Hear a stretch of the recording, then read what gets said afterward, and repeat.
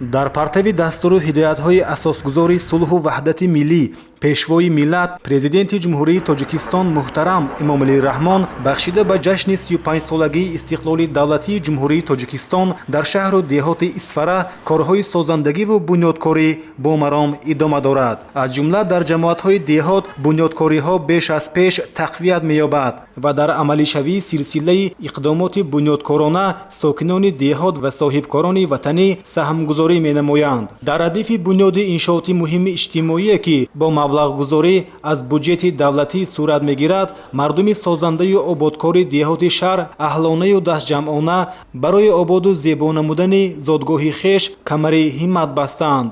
аз ҷумла сокинони ҷамоати деҳоти чилгазӣ аҳлонаю тариқи ҳашар кӯчаву роҳҳоро ободу зебо намуда истоданд.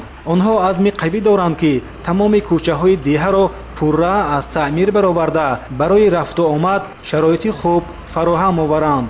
мунфаршкунии роҳҳо бо иштироки роҳбарияти мақомоти иҷроияи ҳокимияти давлатии шаҳр оғоз ёфта, сокинон ҷиҳати иҷрои дастуру ҳидоятҳои пешвои миллат муҳтарам эмомалӣ раҳмон омодагии худро изҳор доштанд.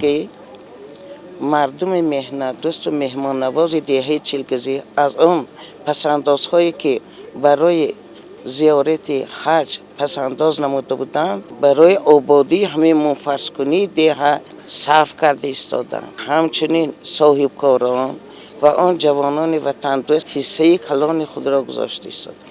таъкид гардид ки ободии ватан аз ободии ҳар манзил шурӯъ мешавад ва дар ин раванд дар деҳот сокинон бо шукргузорӣ аз фазои орому осудаи кишвар ба мунфарш кардани роҳҳо машғул ҳастанд. истиқоматкунандагони ҷамоати деҳоти чилгазӣ барои сазовор пешвоз гирифтани ҷашни истиқлолияти давлатии ҷумҳурии тоҷикистон бо дастовардҳои зиёд ва тайёрии сахт омода дида истоданд.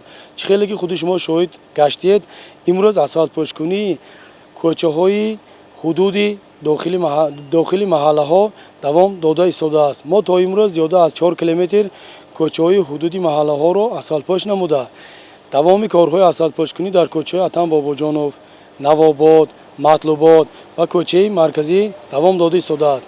инчунин барои сазовор пешвоз гирифтани ҷашни 35-солагии истиқлолияти давлатии ҷумҳурии тоҷикистон ҷамоати деҳоти чилгазӣ тасмим гирифтааст ки ҳама кӯчаҳои ҳудуди маҳалла пурра асфалтпош карда шавад.